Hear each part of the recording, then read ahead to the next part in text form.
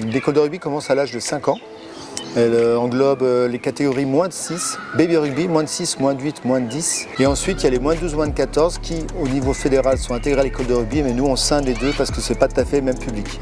Et ça regroupe environ 140 enfants. Si on regarde au niveau du pourcentage des joueurs, je pense qu'il y a à peu près 70%, 75% des joueurs qui ont moins de 16 ans sur le club de Thonon. Après, on va passer sur les catégories moins 18, plus 18, féminine et masculin. Et là, on a une centaine de joueurs dans sa globalité. Le plus important, c'est qu'on prenne beaucoup de plaisir. On va s'amuser, mais par contre, on a 1h30. Donc l'échauffement, vous allez le faire avec Alex. Moi, je vais finir de préparer le terrain. Et puis, on se retrouve dans 5 minutes. Ok? Vous écoutez bien Alex. Allez! La pratique est assez simple. Elle se résume sur 4 règles fondamentales qui sont la marque, les droits et devoirs du joueur, le jeu du tenu, on n'a pas le droit de jouer au sol quand on a la balle, quand on est tenu par quelqu'un, et la règle du hors-jeu. Au travers de ces 4 règles, on voit des principes fondamentaux, notamment d'avancer. Le gros versant, c'est de travailler d'abord sur l'affectif parce que les enfants ont d'abord une crainte naturelle du contact au sol avec les autres joueurs. Donc il faut dédramatiser le contact, donc on fait beaucoup de jeux, d'apprentissage de la lutte au sol, entre partenaires, on s'amuse à lutter et puis après progressivement on va un peu plus loin dans l'activité, notamment par le jeu de passe, trouver les espaces libres, etc. Mais d'abord l'affectif avant le cognitif, je dirais. Et la deuxième, c'est un pirate de l'air, tu dois l'en empêcher en la touchant, d'accord ?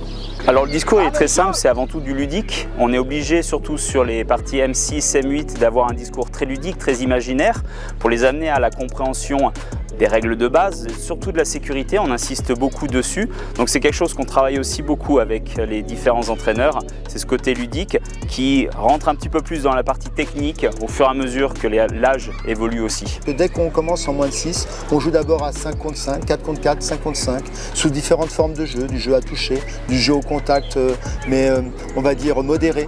Et puis plus on va aller, plus ça va commencer à ressembler à du rugby avec des vraies phases de jeu.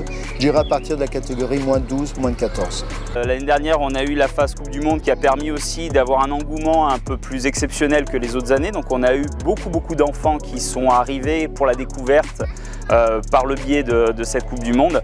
On essaye vraiment de fédérer ça, d'avoir de plus en plus d'entraîneurs. L'encadrement, ce sont que des personnes bénévoles. Donc on a la chance d'avoir un fort vivier, des parents qui viennent pour accompagner leur enfant. Donc il y en a qui ont peu ou prou une grosse connaissance de l'activité. Il y a des anciens joueurs, il y a simplement des parents qui veulent accompagner l'enfant dans leur pratique.